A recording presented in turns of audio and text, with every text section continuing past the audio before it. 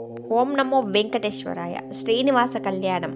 వకులమ్మ మాతృ ప్రేమ. ఈ పరమ పవిత్రమైన శ్రీనివాస కళ్యాణ గాథను ఎవరు విన్నా చదివినా సకల పాపాలు తొలగిపోయి అష్టైశ్వర్య ప్రాప్తి కలుగుతుందని పురాణాలు చెబుతున్నాయి. చివరిదాకా చూడండి, మధ్యలో ఎక్కడ స్కిప్ చేయకండి. ఓం నమో వెంకటేశ్వరాయ అని టెక్స్ట్ పెట్టండి. కృష్ణావతారంలో మాట శ్రీకృష్ణుడు తన లీలలతో యశోదమ్మను మురిపించిన తన కళ్యాణ వైభవాన్ని చూసే భాగ్యం ఆమెకు కల్పించలేకపోయాడు. అప్పుడే స్వామి వచ్చే జన్మలో నీ కోరిక తీరుస్తానని మాట ఇచ్చారు. ఆ మాట ప్రకారమే ద్వాపర యుగంలో యశోదమ్మ కలియుగంలో వకులాదేవిగా జన్మించి వెంకటేశ్వరుని పెంచుకున్న తల్లి అయ్యింది.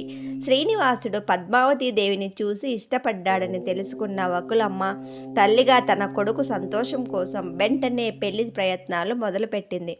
సాక్షాత్తు ఆకాశరాజు వద్దకు వెళ్ళి తన కొడుకు శ్రీనివాసుని కోసం పద్మావతిని కోరుతూ పెళ్లి రాయబారం నడిపించింది. పెళ్లి ముహూర్తం నిశ్చయమయ్యాక దేవతలందరినీ ఆహ్వానిస్తూ శుభలేఖలు పంపడంలో వకులమ్మ కీలక పాత్ర పోషించింది.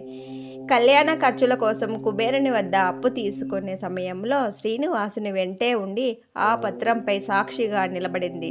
తన కొడుకు పెళ్లికి వచ్చే కోట్లాది మందికి స్వయంగా వంటవార్పు పర్యవేక్షించి అందరికీ తృప్తిగా భోజనం పెట్టింది.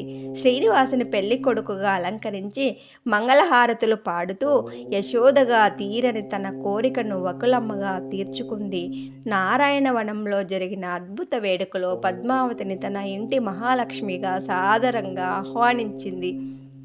తిరుమల కొండపై వకులమ్మకు ప్రత్యేక స్థానం ఉంది.